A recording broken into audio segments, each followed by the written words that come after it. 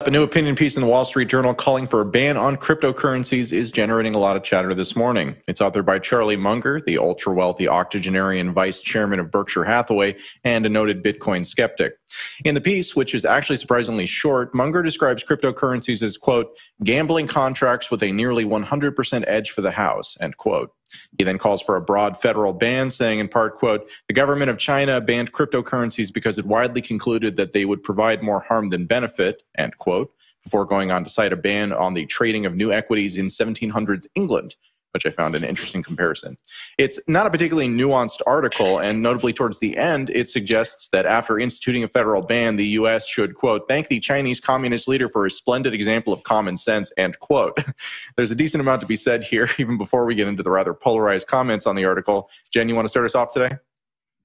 Sure. I love that you brought up all those quotes. It really wasn't a long article. I think when you go to the Wall Street Journal, it says it takes 2 minutes to listen to it. So it was very short. It had very little examples, and I have to say it was very one-sided. That said, Charlie Munger, a very smart man, made billions in his life, but he doesn't like Bitcoin, and we know that, right? I think it's really interesting and funny that he brings up China as the example that we should all follow in this hatred towards Bitcoin and crypto, and fails to mention that China is actually leveraging the technology that powers all of this for their own benefit in their CBDC and NFT project. I know I saw Zach's hand go up, but before we get to you, Zach, Adam, you brought up this gambling contract piece from the story, and I have to read what came right before that. He said, such a wretched excess has gone on because there is a gap in regulation. A cryptocurrency is not a currency, not a commodity, and not a security. He then goes on to say,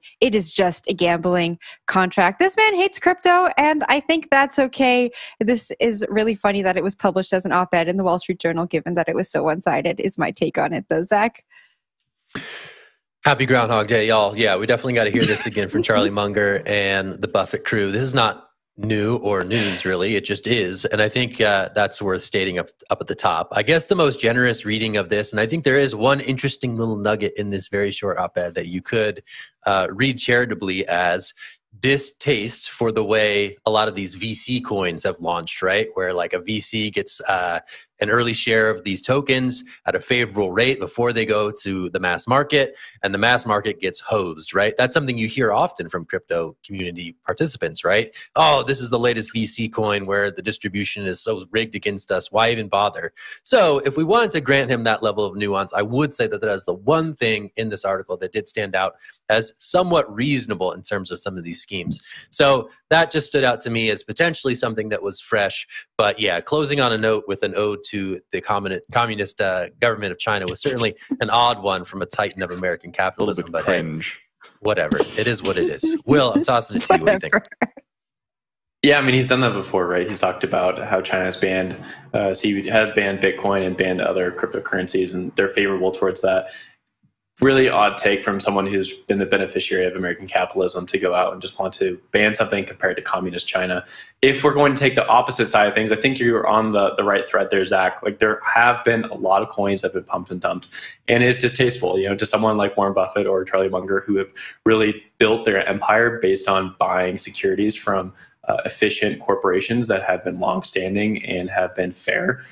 Probably doesn't look great to be purchasing these VC coins that go up and then disappear immediately after a bull market ends. So I have to give that to him a little bit of an edge. On the Bitcoin side of things, I just think this is the same criticism we see all over again. And Zach, as you pointed out this morning, it's a pretty tired argument, right? Like, no one's super interested in this, which is why I'm curious that the Wall Street Journal published it again. I guess if Charlie Munger comes to you with an op-ed, you probably have to publish it, but that is where we're at with the discourse. Jen, back to you.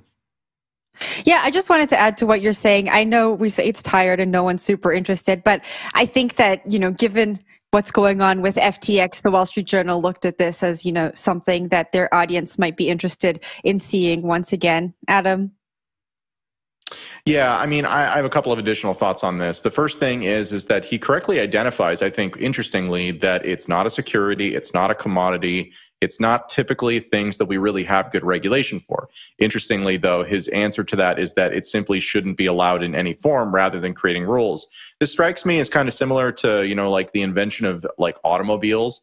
Like, ultimately, before automobiles existed, there was no such thing as speed limits. Instituting speed limits meant that there was actually rules for the road that could then allow them to be used in a way that was more safe than if it lacked rules entirely. His argument is essentially there should never have been speed limits because since cars are dangerous, why would you ever want to regulate something like that, despite the fact that there are significant advantages to it. Now, another thing that comes to mind is, of course, the Douglas Adams quote about technology, which is one of my favorites, which is essentially that anything that's in the world when you're born is normal and ordinary and just a natural part of the way the world works. Anything that's invented between when you're 15 and 35 is new and exciting and revolutionary, and you can probably get a career in it. And anything invented after you're 35 is against the natural order of things. Munger is one of the older, richer people out in the world today. He very much benefited from kind of the earlier stages of the now very devolving and sort of falling apart systems that we now have to suffer with today. So, of course, it's unsurprising that he takes this kind of viewpoint about it because he's already got his. But the reality of it is that just as China and just as India are taking a very harsh view towards cryptocurrencies because they threaten the order that benefits their power so significantly and are instead trying to co-opt it, and turn it into sort of like a safe version that has the branding of the thing, but still allows them to retain their power moving into the next system. He very much has incentives to do the same. He's vested in the current environment. And you kind of see that over and over and over again from this type of person. So it's unsurprising, but it remains a little bit disappointing to see these nominally smart people continue to make such embarrassing arguments. And to be clear, agreed with everybody else that a lot of stuff in crypto certainly is not as it's advertised. So it'd be great if we got some real rules.